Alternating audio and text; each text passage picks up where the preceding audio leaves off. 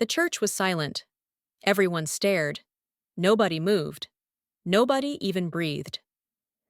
Margaret Miller stood at the altar in her white dress.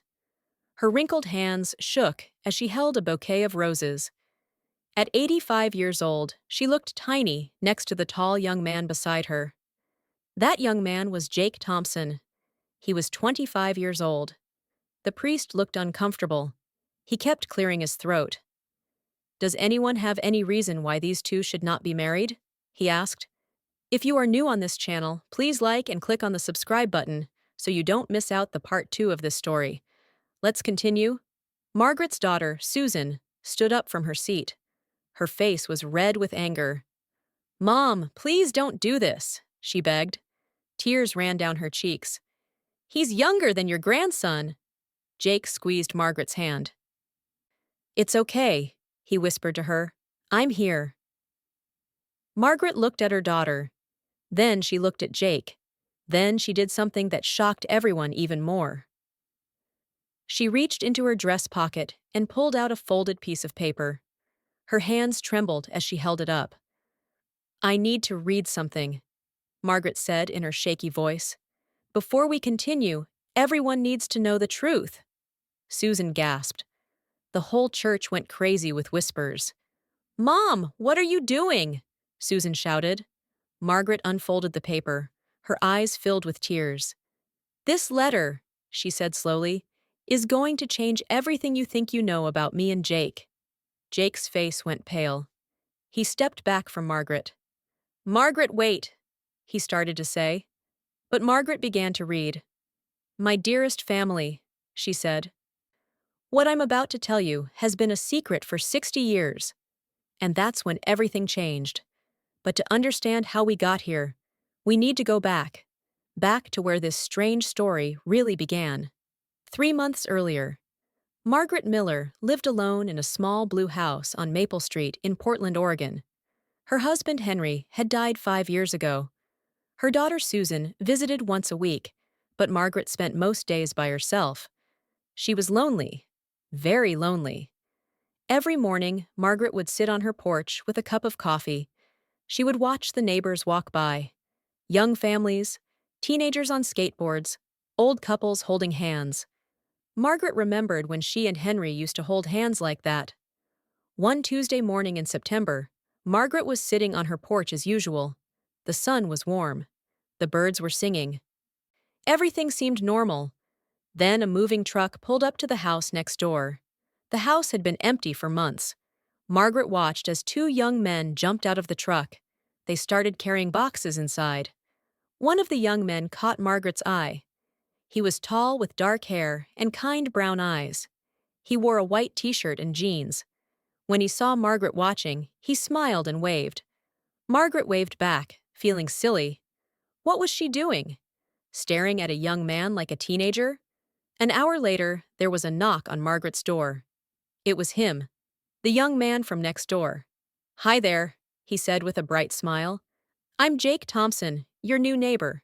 I just moved in, and I'm trying to find the water shutoff valve. Do you know where it might be?" Margaret blinked. Up close, Jake looked even younger. He had such a kind face. It reminded her of someone, but she couldn't remember who. "Oh, I think it's in the basement," Margaret said. "In houses like these, they're usually by the furnace." "Thank you so much," Jake said. He started to leave, then stopped. "Hey, I'm sorry. I didn't catch your name." "Margaret. Margaret Miller." "Nice to meet you, Margaret." Jake's smile was warm and genuine. "I have a feeling we're going to be great neighbors." And he was right. But not in the way anyone expected. Over the next few weeks, Jake and Margaret became friends. It started small. Jake would help Margaret carry her groceries. Margaret would bake cookies and bring them over. They would chat on the porch in the evenings. Margaret learned that Jake worked as a nurse at Portland General Hospital. He worked the night shift. He had moved to Portland from a small town in Montana. "Why Portland?" Margaret asked one evening as they sat on her porch. Jake looked sad for a moment. "I needed a fresh start," he said quietly. "My mom died last year, cancer. After that, everything in Montana just reminded me of her. Margaret's heart broke for him. I'm so sorry, Jake. Thanks. Jake smiled, but his eyes were still sad. She was only 53. Way too young. They sat in silence for a while. Margaret understood loss. She understood grief. You remind me of her sometimes, Jake said suddenly. My mom, I mean. The way you laugh. The way you're always looking out for people. Margaret felt tears in her eyes. That's the nicest thing anyone has said to me in a long time. From that day on, their friendship grew deeper. Jake would come over for dinner. Margaret would watch old movies with Jake when he couldn't sleep after his night shifts. Susan didn't like it. Mom, why is this young man always at your house? Susan asked during one of her visits. It's weird.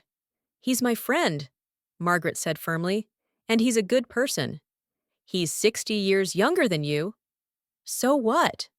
Margaret felt angry now. Can't an old woman have a friend? Susan sighed. Mom, I just worry about you. What does he want? Maybe he just wants a friend too, Margaret said. Did you ever think of that? But Susan's words planted a seed of doubt in Margaret's mind. That night, she lay awake thinking, why did Jake spend so much time with her? She was just an old woman. He was young and handsome. He could be out with people his own age. The next day, Margaret decided to ask him. Jake was helping her fix a leaky faucet in her kitchen when Margaret spoke up. Jake, can I ask you something? Of course. Jake looked up from under the sink. Why do you spend so much time with me? Margaret asked nervously. I mean, you're young. You should be out with friends your own age, going to bars, dating. Jake was quiet for a moment. He sat up and wiped his hands on a towel. His face was serious. You really want to know? He asked. Margaret nodded. Jake took a deep breath. When my mom died, I felt so alone. I moved here to escape, but loneliness followed me. Then I met you. He smiled. You make me feel like I still have family, like I still have a mom. Margaret felt her eyes fill with tears. Oh, Jake. And honestly, Jake continued, you're more interesting than most people my age. You've lived 85 years. You've seen things. You have stories. Why wouldn't I want to spend time with you? Margaret reached out and squeezed his hand. Thank you for saying that. But there was something in Jake's eyes. Something he wasn't saying. Margaret could feel it. She didn't know that Jake was hiding something. Something big. Something that would change everything. 2 months passed. October turned to November. The leaves fell from the trees. The air got cold. Margaret's birthday was coming up. She would be 85 years old. Jake planned a surprise party. He invited Susan and Margaret's other family members. He decorated Margaret's house with balloons and streamers. When Margaret came home from her doctor's appointment, everyone yelled, "Surprise!" Margaret was so happy she cried. She blew out the candles on her cake. Everyone sang. It was a perfect day. But then, after everyone left, Jake did something unexpected. Margaret, he said, can we talk? They sat on the couch. Jake looked nervous. He kept rubbing his hands together. Is everything okay? Margaret asked, worried. Yeah, it's just... Jake took a deep breath. I need to tell you something, and I need to ask you something. Margaret's heart started beating fast. What is it? Jake pulled out an envelope from his jacket pocket. His hands were shaking.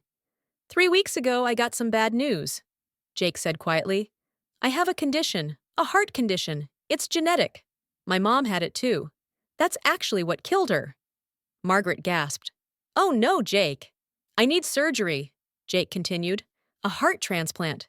But there's a problem, a big problem. He looked down at his hands. I don't have health insurance anymore. I lost it when I quit my job last month. What? You quit your job? Why didn't you tell me? Because I was ashamed, Jake admitted. The truth is, I can't afford the surgery. It costs $400,000. I have maybe $15,000 saved. That's nowhere near enough. Margaret felt sick. Jake, I'm so sorry. But why are you telling me this? Jake looked at her with tears in his eyes. Because you're the only person I trust. The only person who might understand what I'm about to ask. He pulled out another paper from the envelope. It was some kind of official document. If we get married, Jake said slowly, I can get on your Medicare, your supplemental insurance. It would cover the surgery. Margaret stared at him. What? I know it sounds crazy, Jake said quickly. I know how it looks. But Margaret, I'm desperate. I'm going to die without this surgery. The doctors gave me 6 months, maybe less. Margaret's mind was spinning. Marriage? To Jake? A man 60 years younger than her? Jake, I don't know what to say. I'm not asking you to be my wife in a romantic way, Jake explained. It would just be on paper, legal stuff, so I can get the insurance. After the surgery, after I recover, we can get divorced. You'd go back to your life. I'd go back to mine. Margaret stood up. She walked to the window. Her mind was full of thoughts. This was crazy, absolutely crazy. But Jake was dying, and she could help him. I need time to think, Margaret said finally. Of course, Jake said. Take all the time you need. But that night, Margaret couldn't sleep. She thought about Henry. What would he think? She thought about Susan. She would be furious. But most of all, she thought about Jake.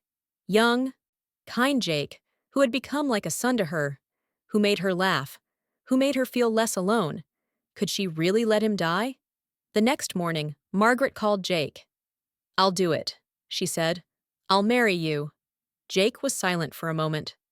Really? Really, Margaret said. But we need rules. This is just for insurance. Just to save your life. Nothing more. Of course, Jake agreed. Just for insurance. They went to the courthouse the next week.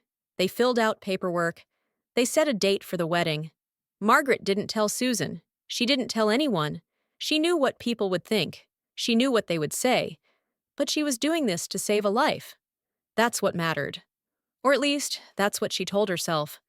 Because deep down, Margaret felt something else too. Something she didn't want to admit. She liked the idea of not being alone anymore, even if it was fake, even if it was just on paper. The wedding was scheduled for the first Saturday in December.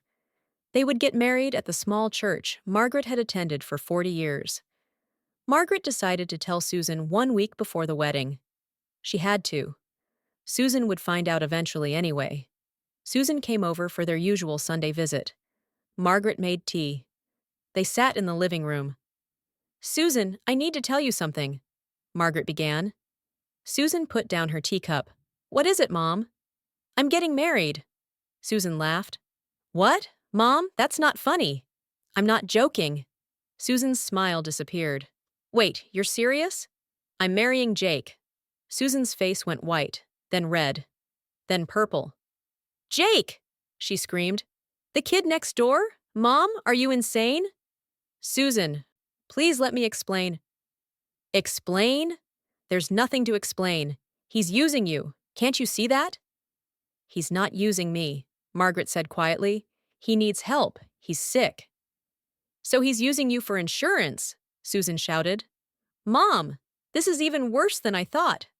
He's going to die without this surgery, Margaret said, her voice shaking. I can help him. Why is that so wrong? Susan stood up. She was crying now. Because you're my mother. Because people are going to laugh at you. Because this is humiliating. I don't care what people think. Well, I do. Susan grabbed her purse. I can't support this, Mom. I can't watch you make this mistake. Susan, please. But Susan was already walking out the door. Don't call me until you come to your senses. The door slammed shut. Margaret sat alone in her living room.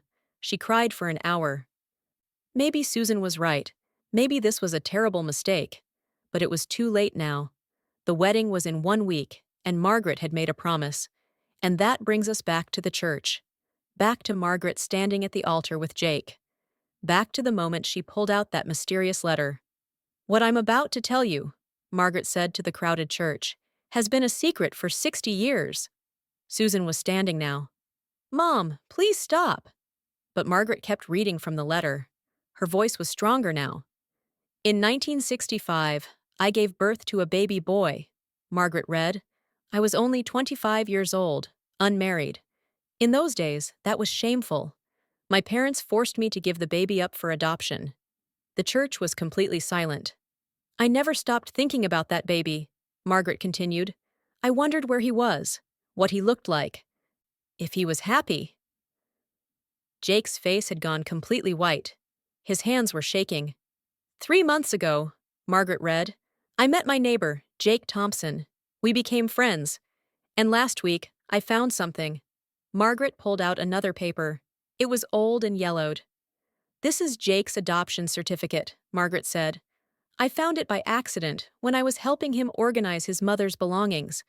The mother's name was listed as anonymous, but the date and location matched perfectly. She looked at Jake with tears streaming down her face. Jake, she whispered, I think you're my son. The church erupted. People shouted. Susan screamed. Someone fainted. But Jake just stood there, frozen. That's impossible, he finally said. My mom, the woman who raised me, she told me I was adopted from a closed adoption. But she never told me anything about my birth mother. I know, Margaret said, and I could be wrong. We need to do a DNA test to be sure.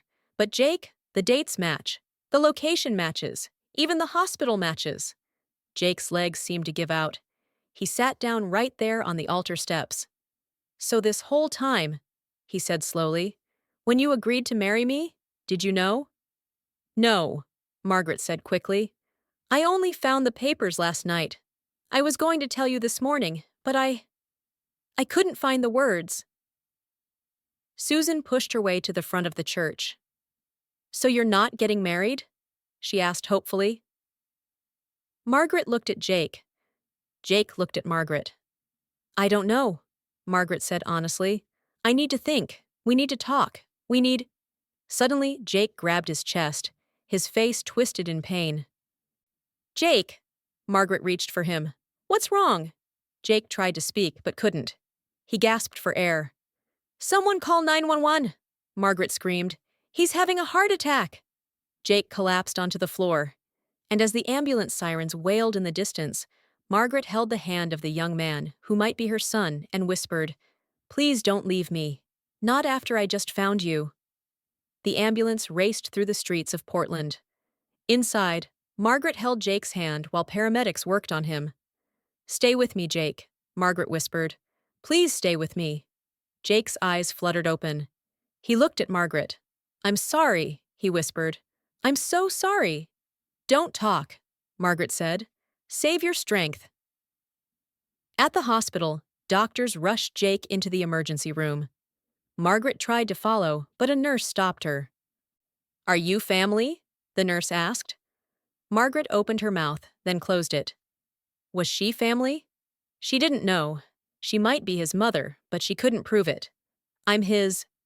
Margaret struggled to find the words. I'm his fiancé. The nurse looked surprised, but nodded. Okay, you can wait in the family room. The doctor will update you soon. Susan arrived 20 minutes later. She was still wearing her dress from the wedding that never happened. Her makeup was smeared from crying. How is he? Susan asked, sitting next to her mother. I don't know, Margaret said. They won't tell me anything. They sat in silence for a moment. Then Susan spoke. Mom, is it true?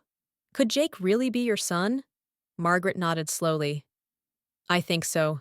The dates match perfectly, the hospital, everything. Why didn't you ever tell me? Susan asked. Her voice was hurt. I had a brother this whole time, and you never said anything? It was the hardest thing I ever did, Margaret said, tears falling down her cheeks. Giving him away. I was so young, so scared. My parents said it was the only choice, that I would ruin my life if I kept him. Did Dad know? No, Margaret whispered. I met your father 2 years later. I never told him. I never told anyone. Susan took her mother's hand. I'm sorry I got so angry at you. If I had known... You had every right to be angry, Margaret interrupted. It looked terrible. An 85-year-old woman marrying a 25-year-old man. I would have thought the same thing. 2 hours passed, then 3. Finally, a doctor came out. Mrs. Miller, he said. Margaret and Susan both stood up quickly. Jake is stable, the doctor said. But his condition is very serious. His heart is failing. He needs a transplant soon, or… The doctor trailed off, but everyone knew what he meant. How soon? Margaret asked. Days. Maybe a week or 2 at most. Margaret felt the room spin. That fast? His condition has deteriorated rapidly, the doctor explained. The stress of today's event triggered a severe cardiac episode. He's at the top of the transplant list now, but finding a match… He shook his head. It's not easy. Can we see him? Susan asked. 1 visitor at a time, 5 minutes only. Margaret went in first. Jake lay in the hospital bed, surrounded by machines. Tubes and wires connected him to monitors that beeped steadily. He looked so young, so fragile. Hey, Jake said weakly when he saw Margaret. Hey yourself. Margaret tried to smile. You gave us quite a scare. I'm sorry about the wedding, Jake said. That was supposed to be a simple courthouse thing. You wanted the church. I should have said no. Don't apologize. Margaret sat in the chair next to his bed. Jake, we need to talk about what I said. About the adoption. Jake nodded slowly. I've been thinking about it.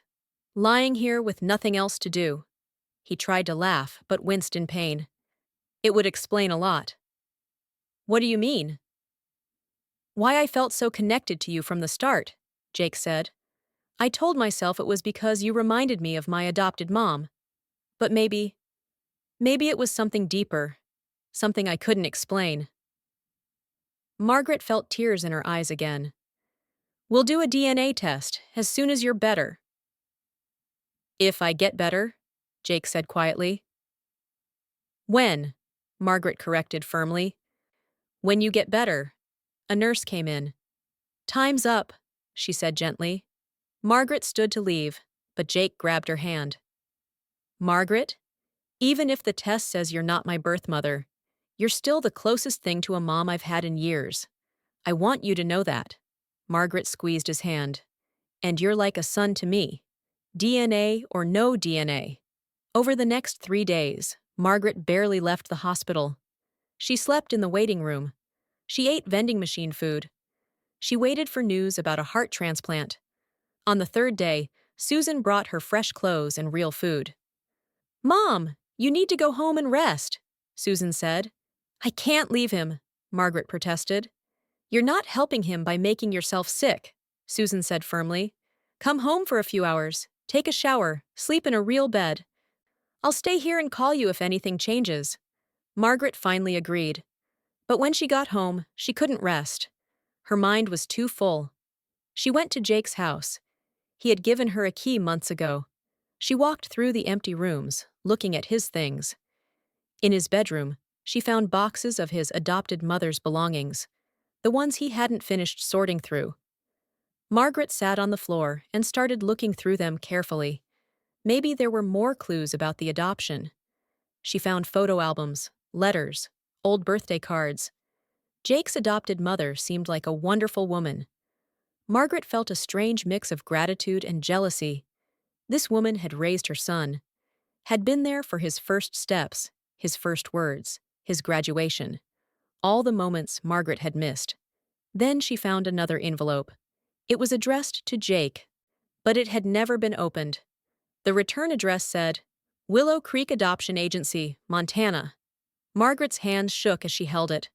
Should she open it? It wasn't addressed to her, but Jake was in the hospital. He might not have much time left. What if this envelope held important information? Margaret carefully opened it. Inside was a letter dated 3 months ago, right before Jake moved to Portland. Dear Mr. Thompson, we received your request for information about your birth parents. After reviewing our records, we can provide the following information. Your birth mother was Margaret Ann Richards, now Margaret Miller. She was 25 years old at the time of your birth. She lived in Portland, Oregon.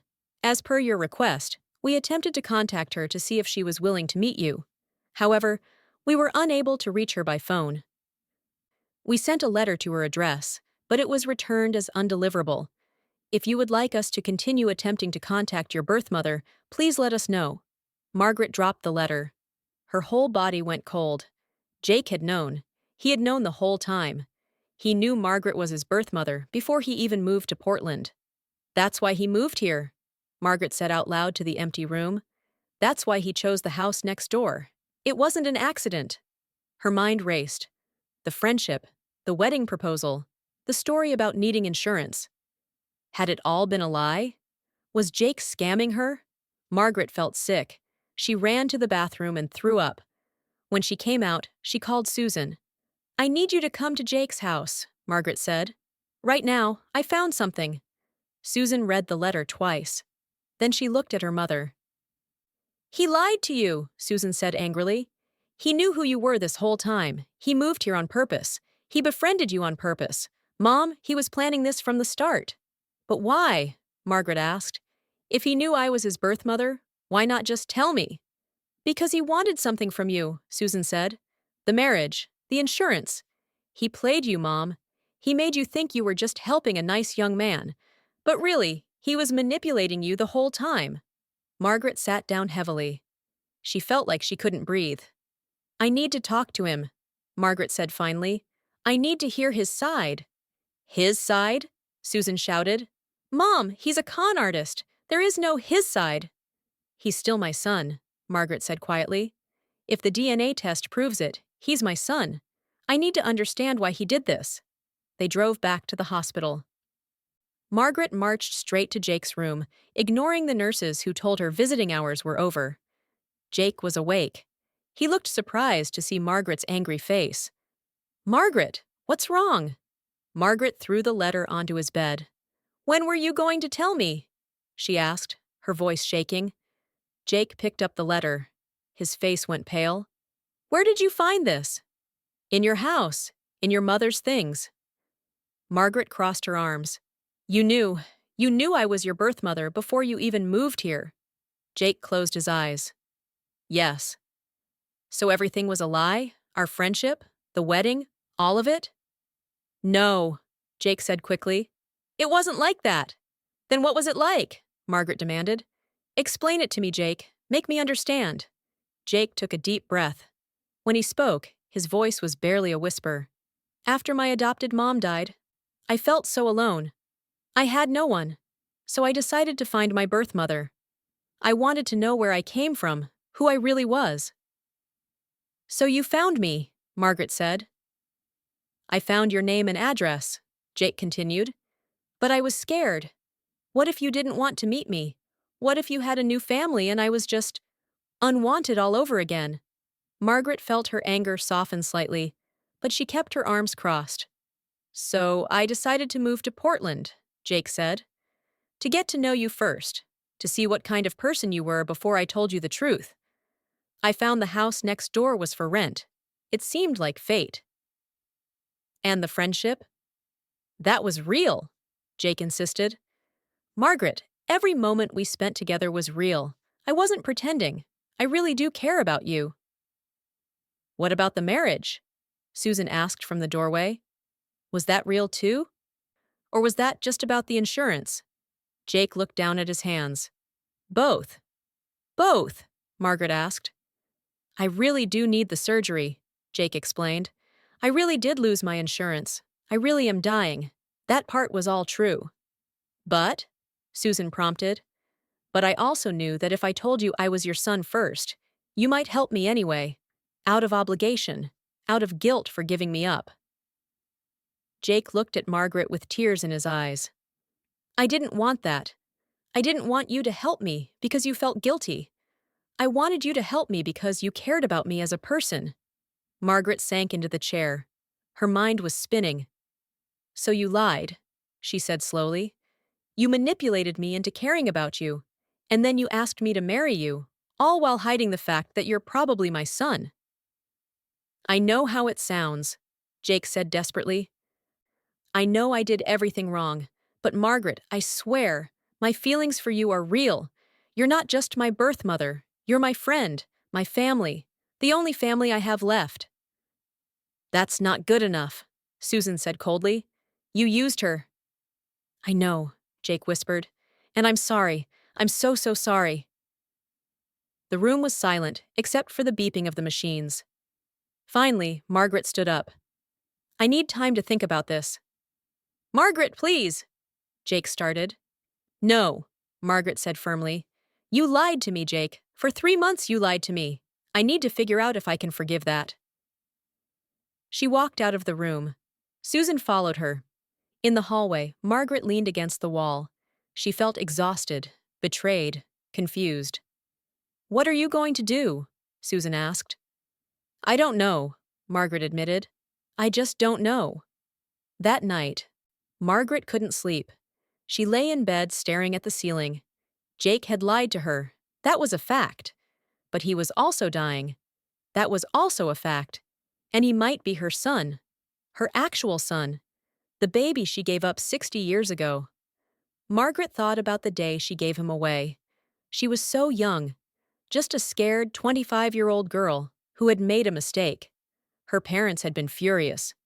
You'll ruin your life, they had said. No man will want you if you keep this baby. So Margaret had held her newborn son for just 10 minutes. She had memorized his face, his tiny fingers, the way he smelled, and then she had given him to a stranger and never saw him again. She had thought about him every single day for 60 years. Every birthday, she wondered where he was, what he looked like, if he was happy. And now he was here, dying in a hospital, asking for her help. Could she really turn him away because he had lied? Margaret got out of bed. She knew what she had to do. She drove to the hospital. It was 2 a.m. The night nurse tried to stop her, but Margaret walked right past. Jake was asleep when she entered his room. He looked so peaceful, so young. Margaret sat in the chair and watched him sleep. She thought about all the moments she had missed in his life, all the birthdays, all the scraped knees, all the school plays. She couldn't change the past, but maybe she could change the future. Jake, she said softly, wake up. Jake's eyes opened. He looked confused. Margaret, what time is it? Time for the truth, Margaret said. All of it. No more lies, no more secrets. If we're going to move forward, I need to know everything. Jake sat up in bed. Okay. What do you want to know? Did you ever really need the insurance? Margaret asked. Or was that just part of the plan to get close to me? I really need it, Jake said immediately. Margaret, I swear on my life, that part was true. I'm dying without this surgery. Okay. Margaret believed him. She could see the truth in his eyes. Next question. Would you have told me you're my son if I hadn't found that letter? Jake was quiet for a long moment. I don't know, he finally admitted. I kept trying to find the right time, the right words, but I was scared. What if you rejected me again? I was 25 years old, Jake. I was a child myself. I didn't reject you. I was forced to give you up. I know that now, Jake said, but for so long, I just felt unwanted. Like there was something wrong with me. Margaret's heart broke. Oh, Jake. There was never anything wrong with you. Giving you up was the hardest thing I ever did. They sat in silence for a moment. Then Margaret spoke again. We need to do that DNA test. Tonight. Right now. Jake looked surprised. Really? I need to know for sure, Margaret said. Before I make any decisions, I need to know if you're really my son. Jake nodded. Okay. Margaret called for a nurse. She explained what they needed. The nurse looked confused, but agreed to order the test. The results will take a few days, the nurse said. That's fine, Margaret said. After the nurse left, Jake looked at Margaret nervously. And the marriage? He asked. Are we still… do you still want to… Margaret held up her hand. Let's wait for the DNA results. Then we'll talk about the marriage. About everything. Jake nodded. Fair enough. Margaret stood to leave, but at the door, she stopped and turned back. Jake, even if you're not my biological son, you're still family to me. You know that, right? Jake smiled. For the first time in days, it was a real smile. Yeah, I know. 3 days later, Margaret got a call from the hospital. The DNA results are ready, the nurse said. Margaret's heart started pounding. This was it, the moment of truth. She called Susan. The results are in. Can you come with me? Of course, Mom. They drove to the hospital together. Neither of them spoke. The tension was too thick. In Jake's room, a doctor was waiting with a sealed envelope. Would you like me to read the results? The doctor asked. Or would you prefer to read them yourself? Margaret looked at Jake. He looked terrified. Together, Margaret said. We'll read them together. The doctor handed Margaret the envelope. Her hands shook as she opened it. She pulled out the paper, read the first line, then the second. Then she dropped the paper. What? Susan grabbed the paper. What does it say?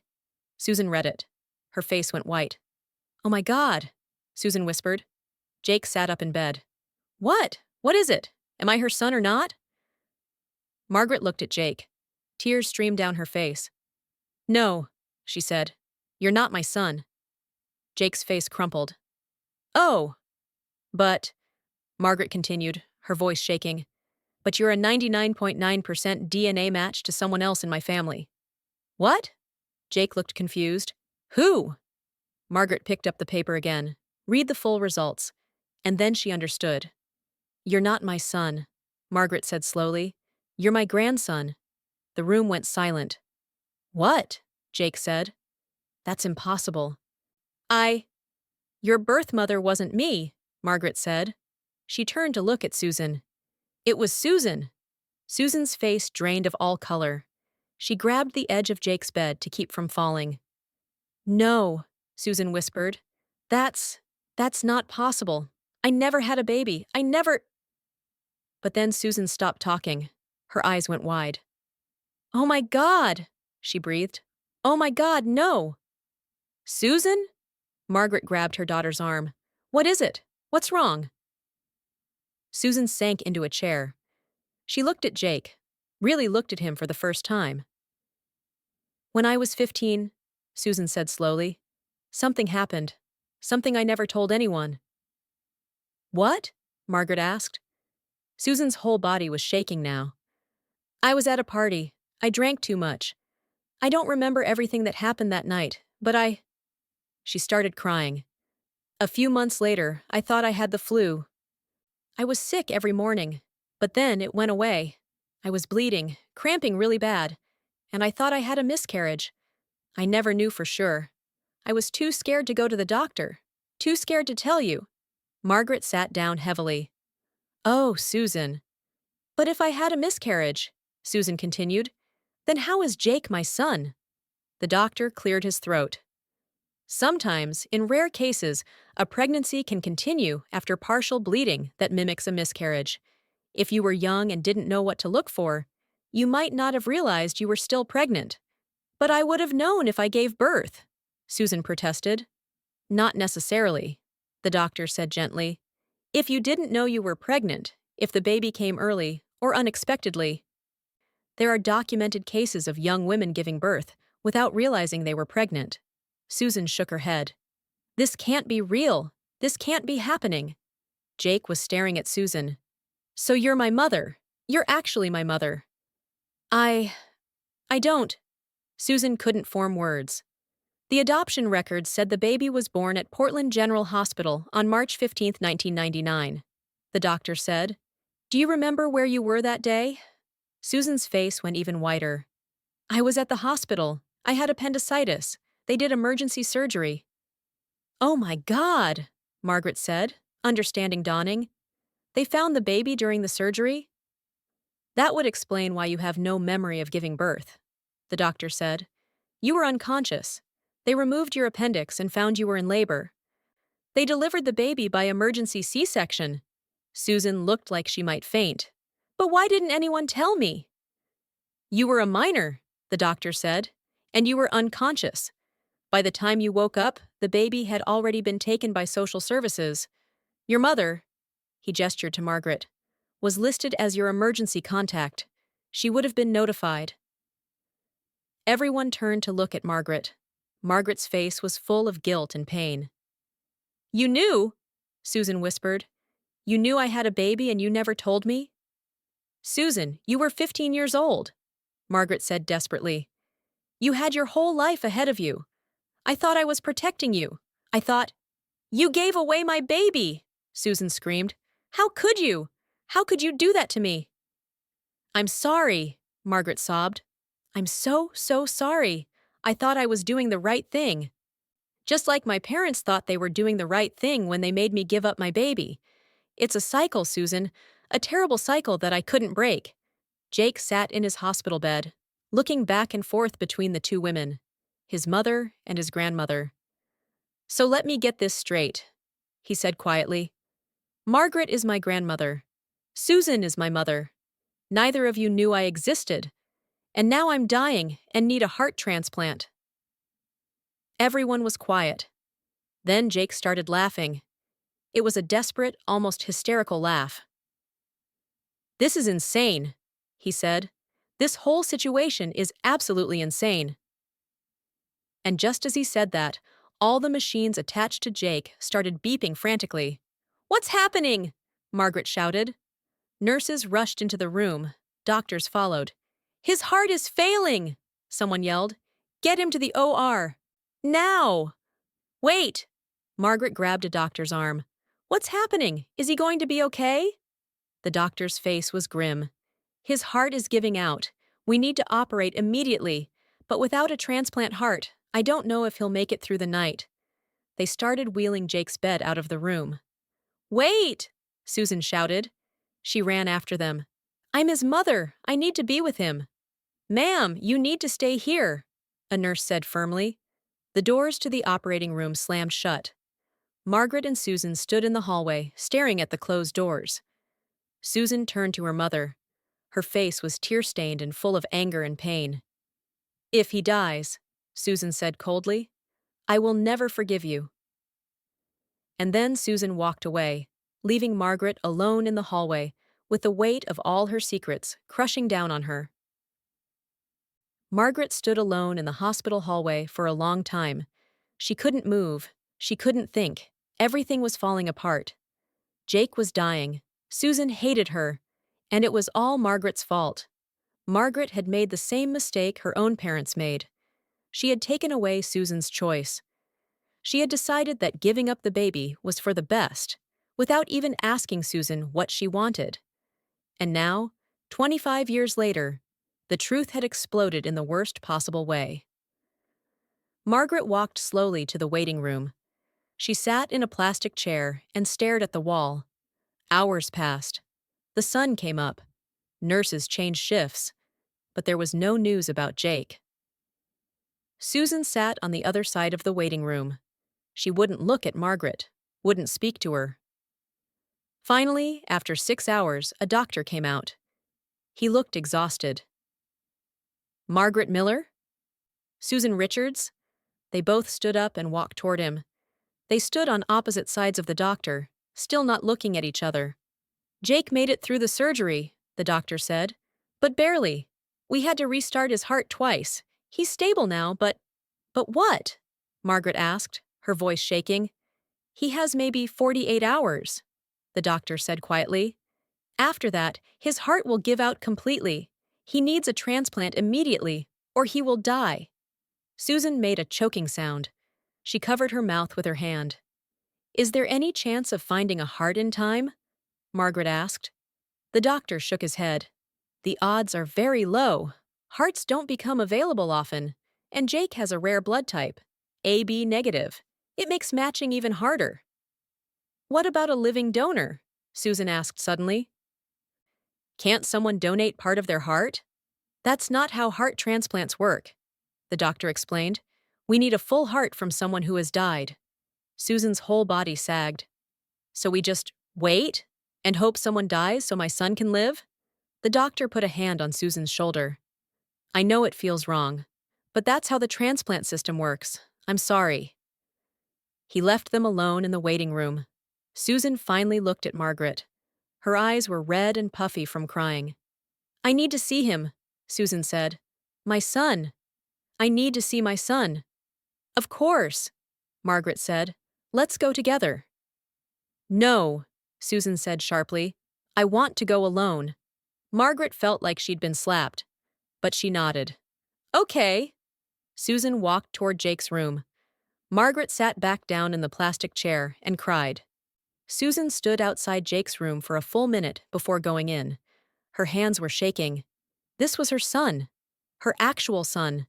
For 25 years, she had a child in the world and didn't even know it. Susan pushed open the door and walked in.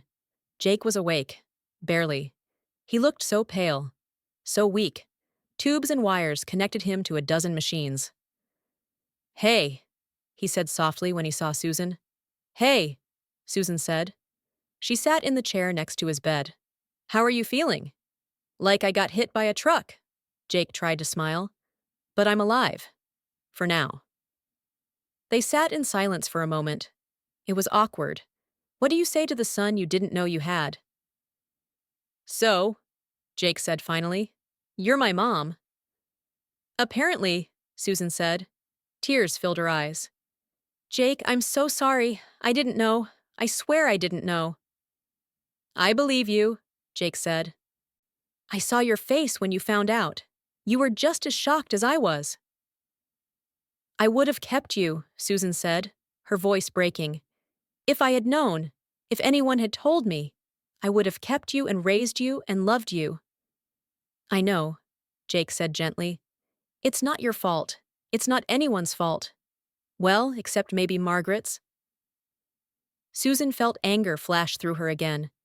She had no right to give you away without telling me. She was trying to protect you, Jake said. That's not her decision to make, Susan shouted. Then she stopped. I'm sorry, I shouldn't yell. You need rest. It's okay, Jake said. You have every right to be angry. Susan wiped her eyes. I've missed 25 years of your life, your first steps, your first day of school, your graduation, everything. Hey, Jake reached out and took Susan's hand. We can't change the past, but we have now. We have these moments. For 48 hours, Susan said bitterly. And then, she couldn't finish the sentence. Jake squeezed her hand. Then at least I got to know my real mom before I died. That's more than a lot of people get, Susan sobbed. She leaned forward and rested her head on Jake's bed. This isn't fair. I just found you. I can't lose you already. Jake stroked her hair with his free hand. Life isn't fair, but at least we got this. At least we got to meet. They stayed like that for a long time. Mother and son, finally together after 25 years apart. Later that afternoon, Margaret finally got the courage to go see Jake.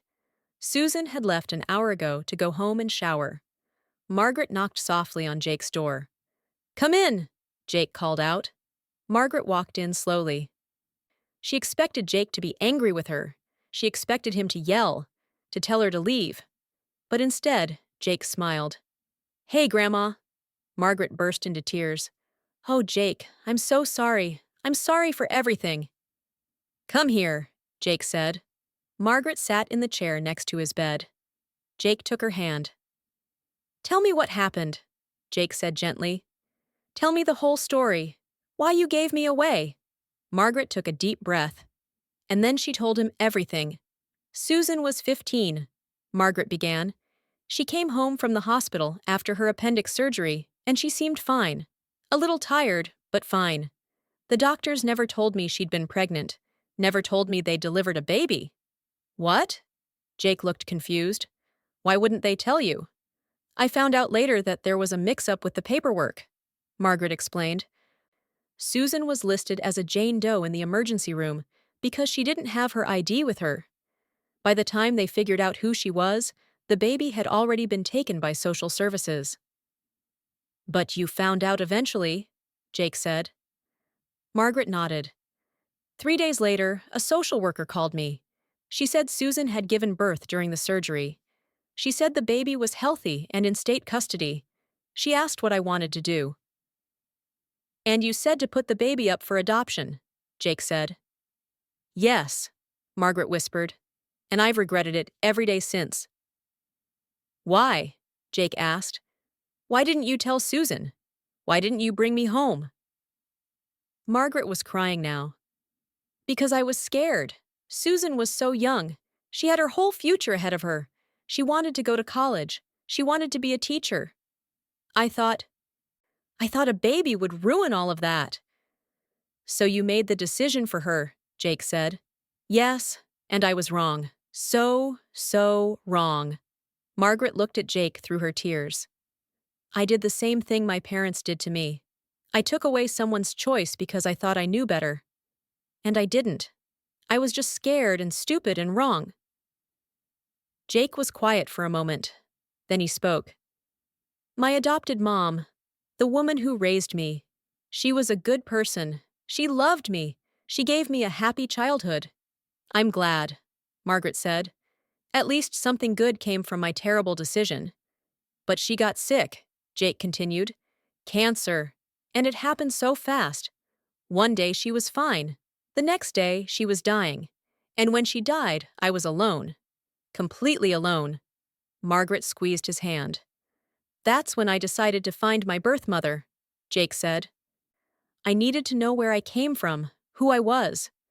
I never expected—" He laughed weakly. "I never expected any of this." "None of us did," Margaret said. They sat in silence for a while. Then Jake spoke again. "I forgive you," he said. Margaret looked up in shock. "What?" "I forgive you, Margaret. Grandma." Jake smiled. "You made a mistake, a big one, but you were trying to protect Susan. You were doing what you thought was right. I can't hate you for that." "But Susan hates me," Margaret said, "and she has every right to." "Give her time," Jake said. "She's angry now, but she'll come around. She loves you." "I hope you're right," Margaret said, but she didn't believe it. That night, Margaret and Susan were both in Jake's room. They still weren't speaking to each other, but they both wanted to be near Jake, just in case. Jake was sleeping. His breathing was shallow. The machines beeped steadily. "Mom?" Susan said suddenly. It was the first word she'd spoken to Margaret in hours. "Yes?" Margaret looked up hopefully. "I need you to know something," Susan said. She was looking at Jake, not at Margaret. "When I was 15, after that party, after I thought I'd had a miscarriage, I was relieved." Margaret was shocked. "What?" "I was relieved," Susan repeated. "I was 15 years old. I didn't want a baby. I was glad it was over. Does that make me a terrible person?" "No," Margaret said firmly. "It makes you a normal 15-year-old girl." "But if I had known," Susan's voice broke, "if I had known he was real, that he was alive, I would have wanted him. I would have loved him." "I know," Margaret said. "Susan, I'm so sorry. I took that choice away from you." Susan finally looked at her mother. "You did. And I don't know if I can forgive you for that." "I understand," Margaret said sadly. "But," Susan continued, "Jake forgave you. And if he can forgive you, maybe someday I can too. Maybe." It wasn't much, but it was something. Suddenly, there was a commotion in the hallway, shouting, running footsteps. A doctor burst into the room. "We have a heart!" he shouted. "We found a match!" Margaret and Susan both jumped up. "What, really?" Susan asked. "Yes!" The doctor was grinning. "A motorcycle accident 2 hours away. The victim is brain dead, but on life support. Same blood type as Jake, same size. It's a perfect match." "Oh my God!" Margaret breathed. Jake woke up. "What's happening?" "We found you a heart," the doctor said. "We need to prep you for surgery right now. The heart is being transported here as we speak." Nurses rushed in. They started unhooking Jake's monitors and preparing to move him. "Wait," Jake said. He reached out to Susan and Margaret. "Both of you, come here." They both rushed to his bedside. "I love you both," Jake said. His eyes were full of tears.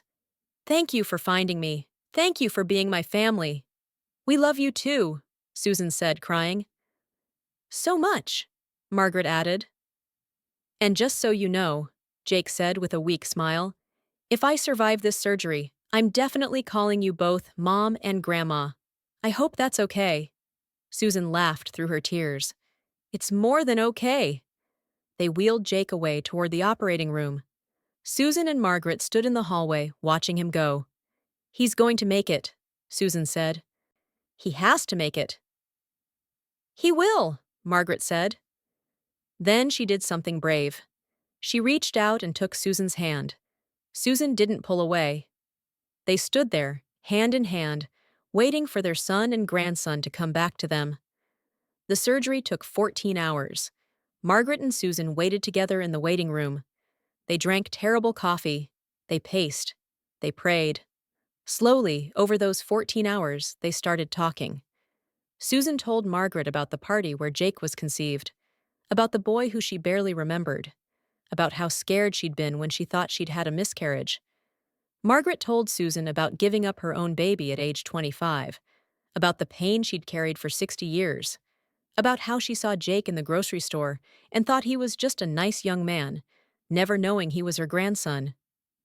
"I was trying to protect you," Margaret said, "just like my parents were trying to protect me. But protection without choice is just control. I see that now." "You should have told me," Susan said, "even if I was 15. Even if it was hard, you should have told me." "You're right," Margaret agreed. "And I'm sorry." "I'm sorry too," Susan said, "for shutting you out, for saying I'd never forgive you." "You had every right to say that," Margaret said. "Maybe," Susan said. "But Jake's right. We can't change the past. We can only move forward." She took her mother's hand again. "Together?" Susan asked. "Together," Margaret agreed. Finally, after what felt like forever, a surgeon came out. He was still in his scrubs. His mask hung around his neck. Margaret and Susan both stood up so fast they almost fell over. "How is he?" they both asked at the same time. The surgeon smiled. "The surgery was successful. The new heart is beating strong. Jake is going to make it." Susan collapsed back into her chair. Margaret started sobbing with relief. "Can we see him?" Susan asked. "He's in recovery now," the surgeon said. "He'll be in the ICU for a few days. But yes, you can see him, one at a time, just for a few minutes." "You go first," Margaret said to Susan. "You're his mother." Susan hugged Margaret tight. "Thank you, Mom."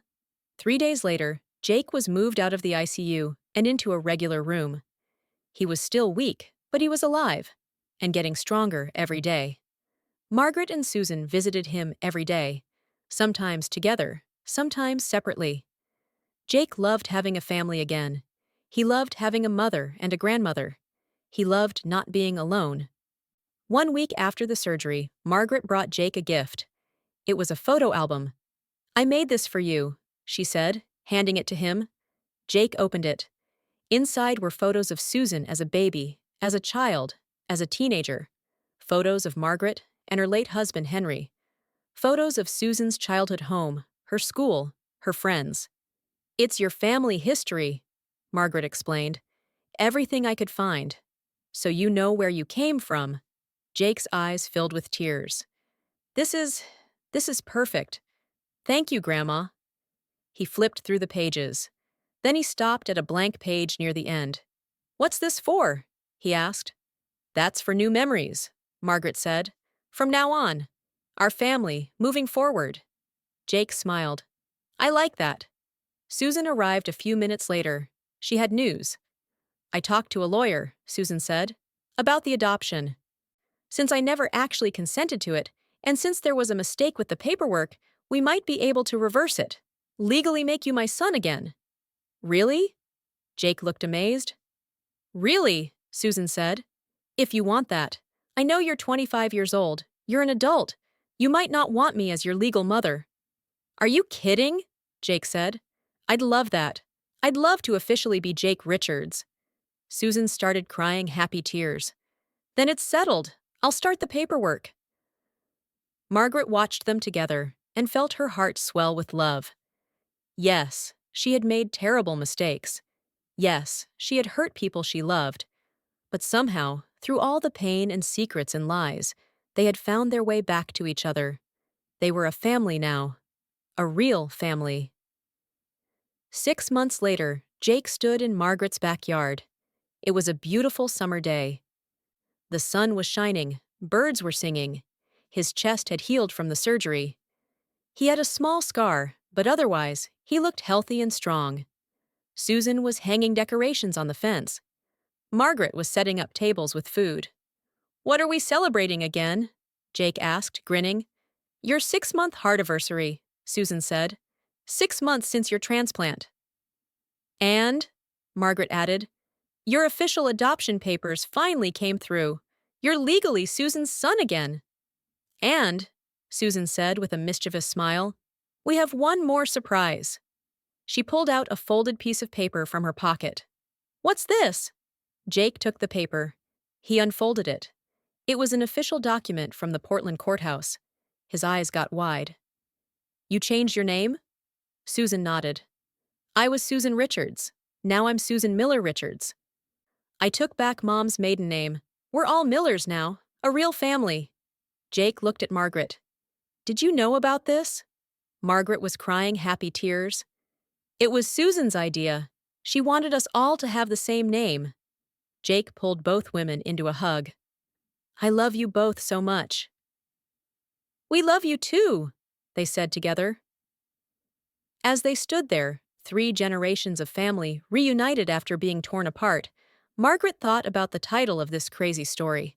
An 85-year-old woman married a 25-year-old man. Then this happened. She had been ready to marry Jake to save his life. But in the end, she didn't have to. She saved his life in a different way. By being honest. By facing her mistakes. By helping him find his real mother. The wedding never happened. But something better did. A family came together, and sometimes, that's better than any marriage certificate could ever be. 1 year later, Jake was fully recovered. He was back to work as a nurse. He had met a nice woman, his own age, named Emily. Susan had retired from teaching and now volunteered at an adoption support center, helping young mothers make informed choices about their babies. Margaret had started a support group for grandparents who had been separated from their grandchildren due to adoption. They all lived on Maple Street. Jake still lived next door to Margaret. Susan had moved into a house 2 doors down. Every Sunday, they had family dinner together. They laughed. They told stories. They made new memories. Jake kept that photo album Margaret gave him, and every month, he added new pictures. Pictures of their family dinners. Pictures of holidays. Pictures of his new girlfriend meeting his mom and grandma. The blank pages were filling up with new memories. Happy memories. And on the first page of the album, Jake wrote something. "This is the story of how I lost a mother, found a mother, and gained a grandmother. This is the story of how secrets can hurt, but truth can heal. This is the story of my family, and it's the best story I know. Because sometimes the craziest stories have the happiest endings. And sometimes, family finds a way. Even when it seems impossible. Even when it takes 25 years. Family always finds a way." The end.